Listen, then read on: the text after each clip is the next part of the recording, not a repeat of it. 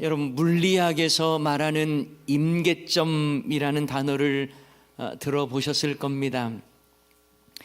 임계점, 이 고체가 액체로 변하거나 액체가 기체로 변할 때의 최대 온도와 압력 한계를 가리키는 말인데요. 좀 쉽게 설명하면 고체 얼음이 액체인 물로 변하거나 액체인 물이 수증기 기체로 변화되는 이 온도 지점이 있습니다. 그 지점을 임계점이라고 하죠. 그리고 그 지점의 온도를 임계 온도라고 말합니다. 그런데 물리학의 언어가 이 사회학에서도 아주 자주 쓰이는 단어가 되었습니다. 한계를 넘어선다거나 견딜 수 없는 범위를 초과하는 그 지점에 도달했을 때에 임계점에 이르렀다, 이렇게 말하기도 하죠. 여러분, 이와 비슷한 통계학적인 표현으로는 티핑 포인트라고 하는 단어가 있습니다. 이 단어는 균형을 이루며 진행하다가 한순간에 폭발적으로 늘어나는 그 시점을 티핑 포인트라고 말을 합니다. 이 말은 최근 비즈니스나 교육, 문화, 심지어는 전염병 통계 자료에도 많이 적용되는 단어입니다. 자, 그런데 이 티핑 포인트라고 하는 개념이요, 사실 미국 70년대에 사용되었던 그런 단어라고 합니다. 미국 북동부 도시에 살던 백인들이 갑자기 자기 도시를 버리고 도시 밖으로 이주하는 현상이 나타나더라는 거예요. 그래서 사회학자들이 이것을 연구하다 보니 어느 한 지역에 흑인 비율이 20%가 되면 백인들이 한순간에 그 지역을 떠난다는 사실을 발견하게 된 것입니다. 그리고 결국 이 이후에는 흑인들이 몰려와서 흑인의 마을이 되더라는 거죠. 그래서 흑인 사람들이 20% 지점이 백인 마을에서 흑인 마을로 변하는 티핑 포인트가 되었다라고 하는 그런 단어를 사용했던 것입니다. 그 전에 조금씩 늘다가 이 티핑 포인트가 되는 순간 폭발적으로 늘어난다라고 하는 이론인 것이죠. 저는 교회 부흥도 이와 같다고 생각합니다. 부흥에 이르는 임계점, 이 티핑 포인트가 있다는 거예요. 그런데 많은 사람들은요, 부흥을 목적으로 생각합니다. 부흥까지 이르는 지속적인 성장 과정에 대해서는 별로 관심이 없고요, 그냥 부흥 그 자체만 원할 때가 많다는 거예요. 여러분, 부흥을 원치 않는 교회가 어디 있겠습니까? 그러나 부흥을 목적으로 삼는다고 부흥이 이루어지는 것은 아니에요. 부흥의 이 티핑 포인트에 도달하면 부흥은 자연스럽게 이루어지는 것입니다. 자, 우리는 부흥이라고 말을 하면요, 왠지 폭발적인 성장에 초점을 맞추고 엄청난 결과로서 얻어지는 통계 자료에 우리가 관심을 많이 갖곤 합니다. 그래서 부흥의 개념을 성장지상주의로 말해왔던 것도 사실입니다. 그런데 과연 그럴까요? 그동안 한국교회는 교회 성장과 부흥을 이야기할 때에 사람의 인원과 예배당의 크기와 십자가의 높이로 설명하려고 했습니다. 그리고 이것을 부흥이라고 생각했습니다.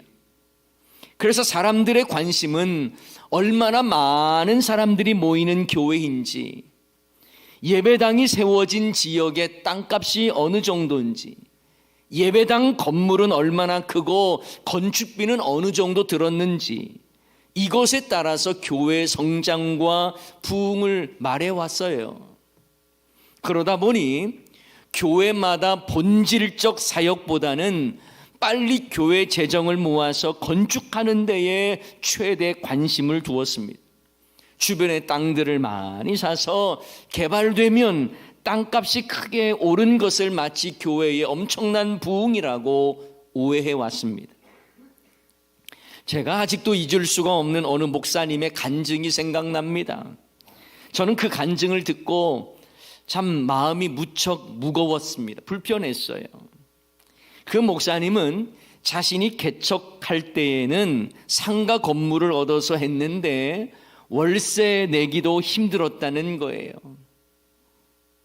그런데 어느 날 기도 중에 이 서울 목동 지역의 땅을 사라고 하는 강력한 이 인도하심이 있었다는 거예요.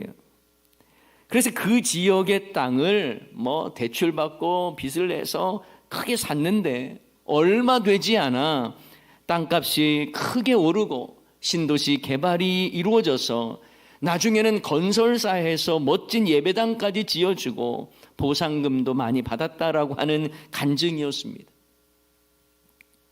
제가 그분의 간증을 들으면서 마음이 불편했던 이유는 영혼 구원과 제자 양육을 위해서 어떤 사역을 했는지, 복음을 위해서 어떤 사역을 하면서 어떤 시련을 이겨냈는지, 그러한 간증이 없이 그저 땅 많이 사서 큰 보상을 받아서 성장했다는 것을 간증이라고 하는 것이 너무 듣기 부담스러웠어요. 물론 이것도요, 하나님의 은혜로 고백할 수 있습니다.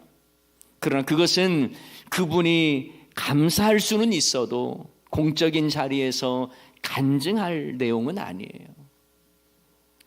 게다가 이것을 진정한 부흥이라고 말할 수 있을까요? 여러분, 교회의 부흥은 교회가 얼마나 주님이 원하시는 본질적 사역에 최선을 다하고 있는가, 성경적 가르침에 합당하게 건강한 교회를 이루기 위해서 어떠한 노력을 하고 그 결과가 어떻게 나타났는지를 통해서 교회의 부흥을 말할 수 있는 것입니다. 얼마나 영혼 구원하여 신실한 예수님의 제자가 만들어졌고 그들이 하나님의 나라를 위해서 어떻게 헌신하고 있느냐, 그들을 어떻게 세웠느냐가 중요한 거예요. 여러분, 오늘 본문 말씀에는 초대교회가 거룩한 부흥을 어떤 모습으로 이루어졌는지를 우리에게 보여줍니다. 무엇보다 중요한 게 있어요. 그건 바로 회개와 영혼 구원의 역사가 일어났다는 거예요. 오순절 성령 강림 사건이 일어나고 베드로가 사람들 앞에서 그 현상들을 설명하면서 구약의 말씀도 인용하고 예수 그리스도가 누구인지를 설교하고 있습니다. 그때 수많은 사람들이 마음에 찔림을 받고 회개하는 장면이 나오는데요, 오늘 본문 37절 38절 말씀이에요. 그들이 이 말을 듣고 마음에 찔려 베드로와 다른 사도들에게 물어 이르되 형제들아 우리가 어찌할꼬 하거늘. 다 같이 읽습니다. 38절요. 베드로가 이르되 너희가 회개하여 각각 예수 그리스도의 이름으로 세례를 받고 죄 사함을 받으라. 그리하면 성령의 선물을 받으리니. 아멘. 회개하여 각각 예수 그리스도의 이름으로 세례를 받고 죄 사함을 받으라고 말합니다. 여러분, 교회의 참된 부흥은 회개를 통한 거룩함에 있다는 사실을 기억하십시오. 그래서 거룩함이 부흥이라고 말할 수 있는 것입니다. 교회의 참된 부흥은 얼마나 많은 사람이 모였느냐, 얼마나 많은 사람을 수용할 수 있는 예배당을 가졌느냐가 아니라 자신이 죄인됨을 인정하며 예수 그리스도의 이름으로 세례를 받는 자가 얼마나 많은가를 통해 증명될 수 있는 것입니다. 여러분, 만약에 성도가 아주 많이 모이는 교회인데 세례를 받는 분은 없다면 그 교회는 기존 신자들만 있고 영적으로 새롭게 태어난 영혼이 없다는 것을 의미하는 것 아니겠어요? 그러므로 부흥과는 거리가 먼 교회입니다. 교회를 통해서 영혼 구원의 역사가 계속 일어나고 세례를 받는 분들이 많아져야 부흥하고 있는 교회구나라는 것을 알 수가 있는 거예요. 건강한 교회라는 것입니다. 이처럼 세례라고 하는 것이 영혼 구원이라고 하는 교회의 본질적 사명에 얼마나 충실한 건강한 교회인지를 우리에게 보여주는 지표와도 같습니다. 저는 우리 교회의 영혼 구원을 통해 예수님을 믿어 세례받는 분들이 많아질 수 있기를 소원합니다. 자, 오늘 본문에도 보면 초대교회의 복음을 듣고 세례를 받아서 신도수가 3,000이나 더하였다라고 말씀합니다. 41절 말씀이 있죠. 다 같이 한번 읽어봅니다. 그 말을 받은 사람들은 세례를 받으며 이날의 신도의 수가 3,000이나 더하더라. 아멘. 엄청난 수죠. 참 놀라운 부흥의 역사가 일어난 것입니다. 초대교회의 시작은 약 한 120명에서 시작이 되었지만 점점 예수님을 믿는 자들이 많아진 거예요. 물론 여러분 오해하지 말아야 될 건 있어요. 뭐냐면 단 하루에 세례받는 신도 수가 3,000이나 되었다라고 하는 의미는 아닙니다. 왜냐하면 신도 수가 3,000이나 더하더라에서 이 더하더라는 헬라어 단어로 보면 과거 미완료 시제예요. 다시 말하면 그날부터 계속해서 신도 수가 더해져 갔다라는 의미인 것입니다.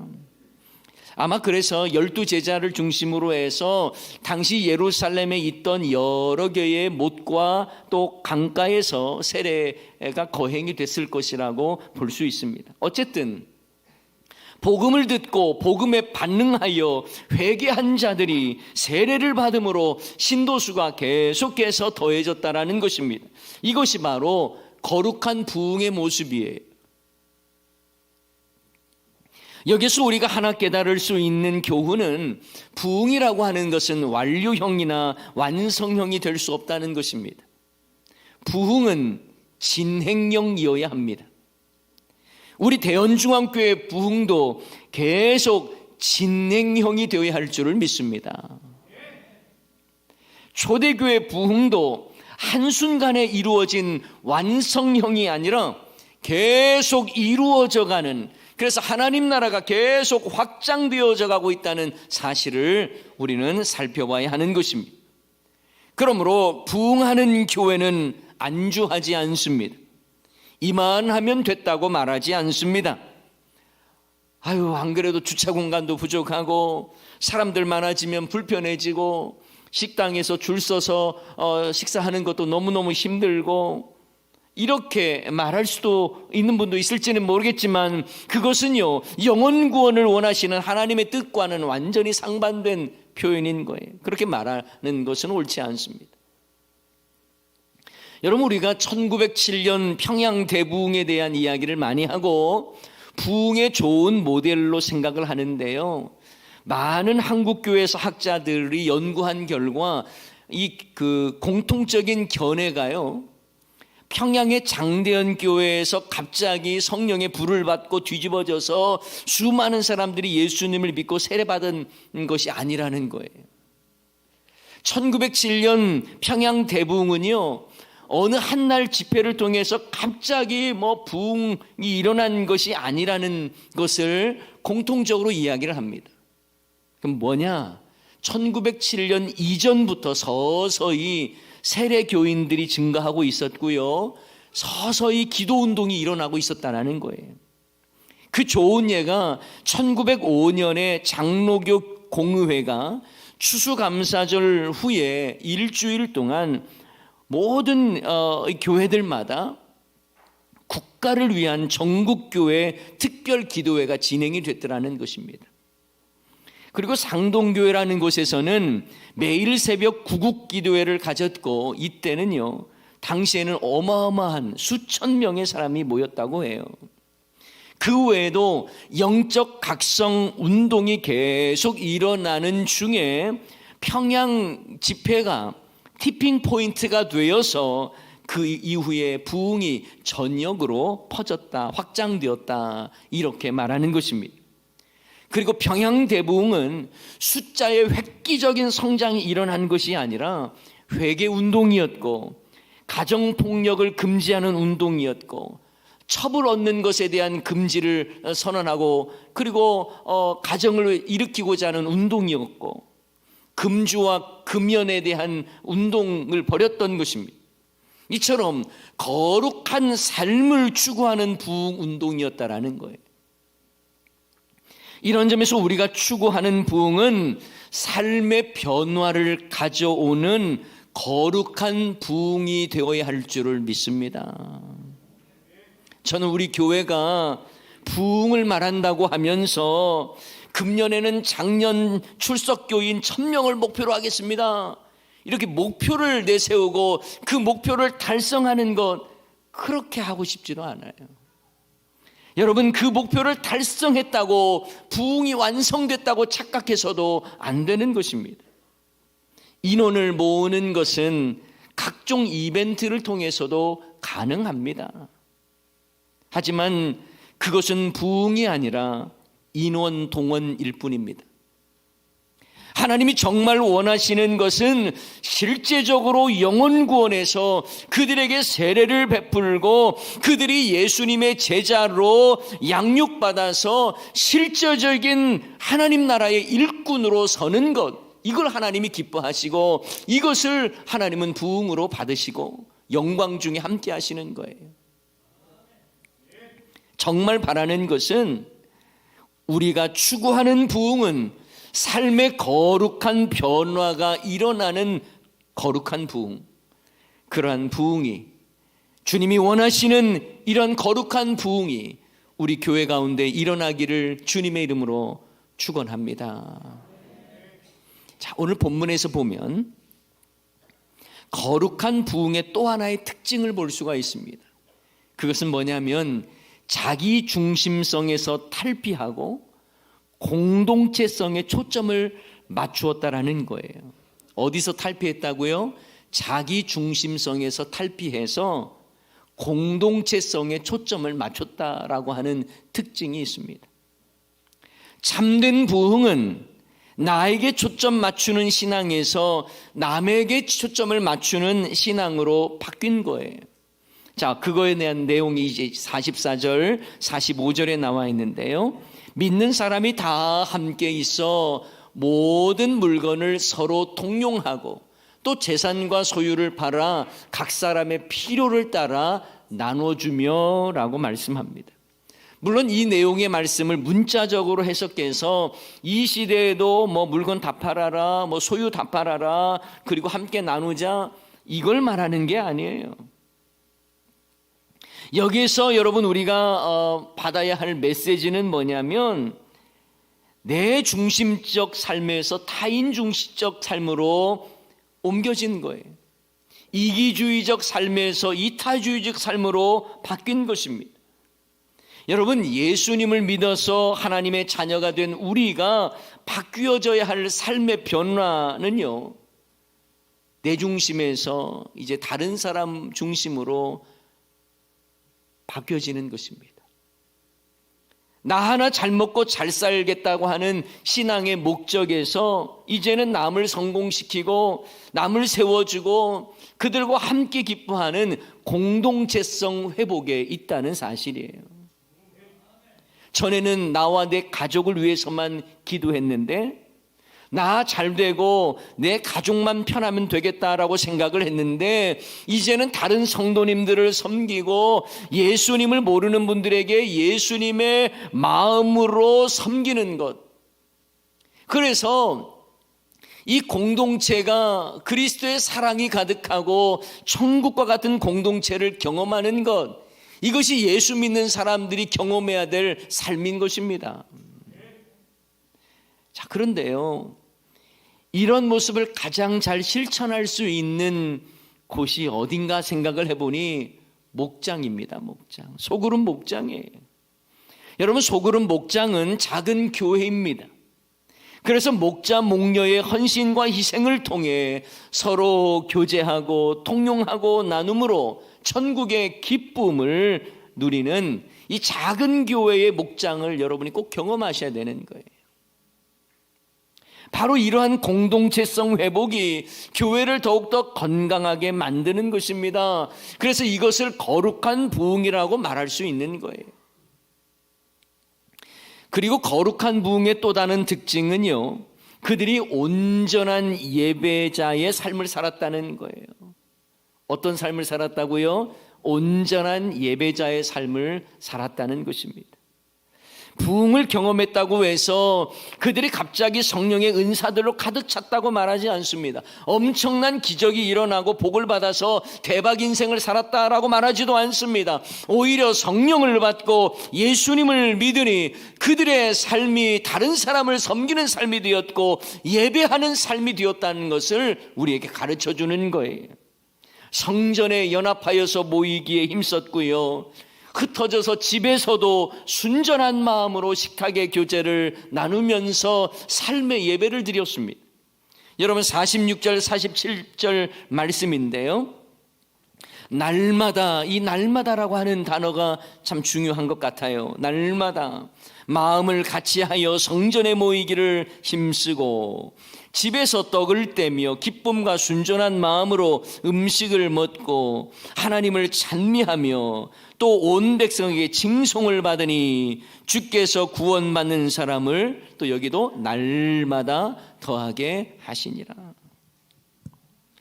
여러분, 날마다라고 하는 의미는 변함없이 꾸준하게 행했다는 것입니다.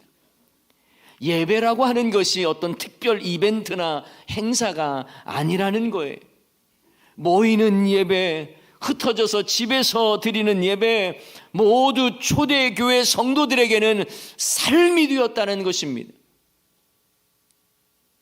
이처럼 초대교회 성도들이 날마다 건강한 교회의 모습을 갖추고자 모이기에 힘써서 모여서 예배드리고 흩어져서 집에서는 떡을 떼며 아름다운 식탁의 교제를 하면서 예배드렸고, 여러분, 그러한 건강한 모습이 계속해서 있다 보니 부흥의 티핑 포인트가 도달하자 하나님께서 구원받는 사람을 날마다 더하셨다라는 말씀이에요. 주어가 교회가 아닙니다. 사람이 아니에요. 주께서 구원받는 사람을 날마다 더하셨다는 것입니다.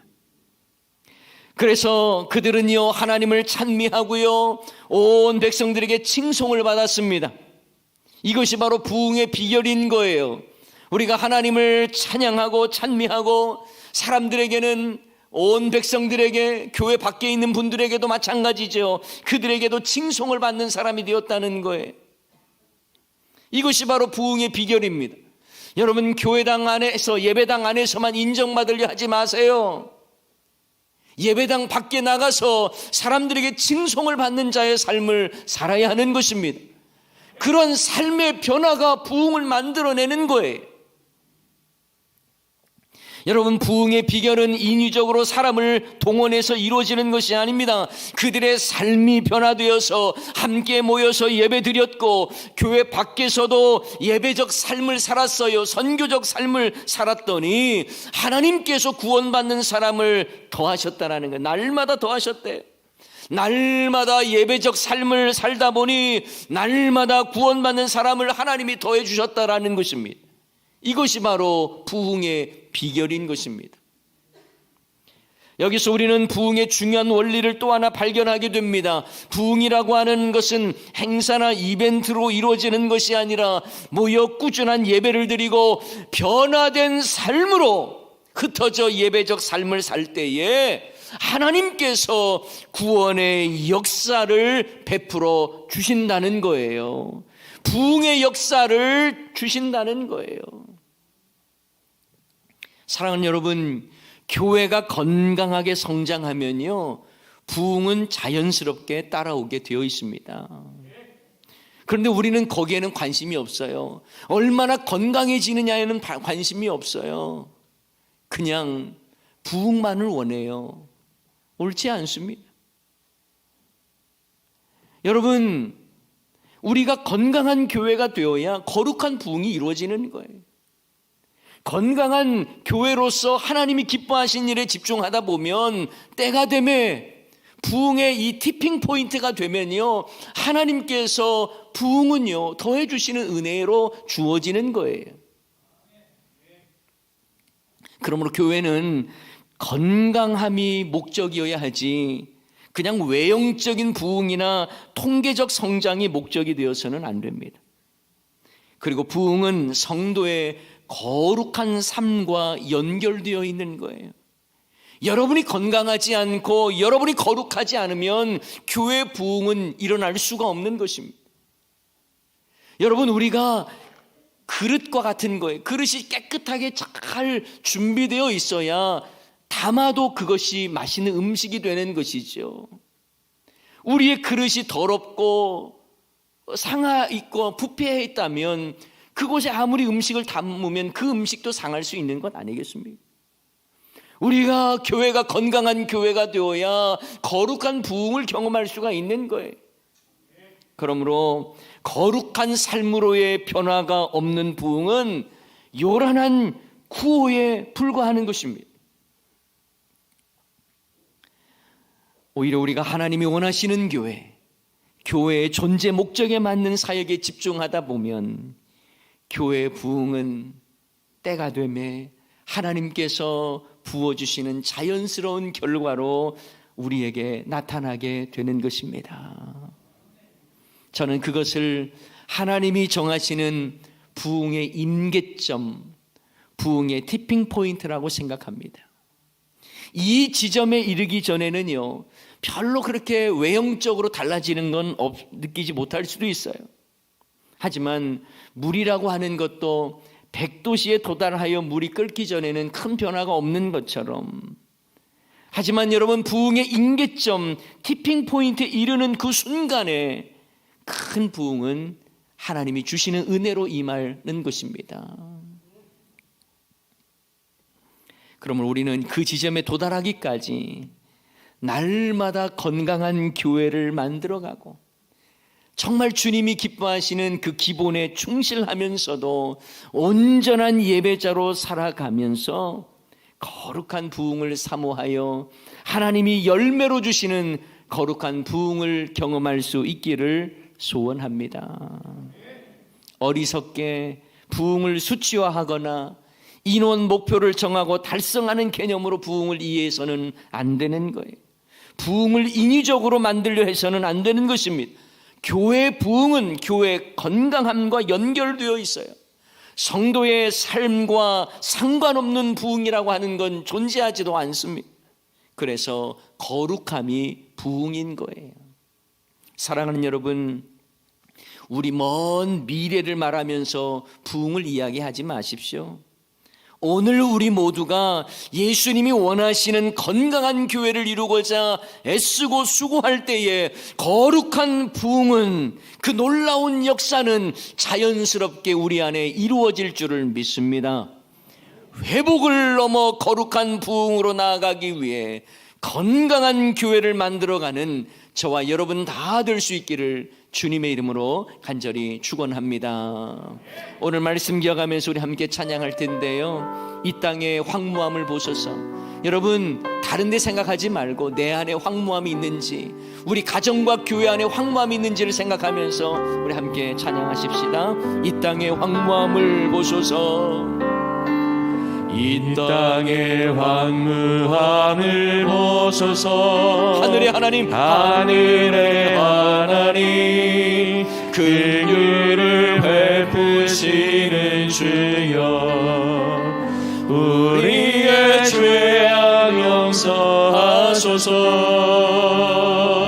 이 땅 고쳐 주소서. 이제 우리 모두 하나 되어 기초를 다시 쌓을 때 우리의 우상을 태우신 성령의 문 임하소서. 불의의 물길 타오르게 하소서. 진리의 말씀 이 땅 새롭게 하소서. 은혜의 강물 흐르게 하소서. 성령의 바람 이제 불어. 오 주의 영광 가득한 새날 주소서. 오 주님 나라 이 땅에 임하소서. 다시 한번 찬양합시다. 이 땅의 황무함을 보소서. 이 땅의 황무함을 보소서. 하늘의 하나님 긍휼을 베푸시는 주여 우리의 죄악 용서하소서. 이 땅 고쳐 주소서. 이제 우리 모두 하나 되어 이 땅에 무너진 기초를 다시 쌓을 때 우리의 우상들을 태우신 성령의 물 임하소서. 불의 물길 타오르게 하소서. 진리의 말씀 이 땅 새롭게 하소서. 은혜의 강물 흐르게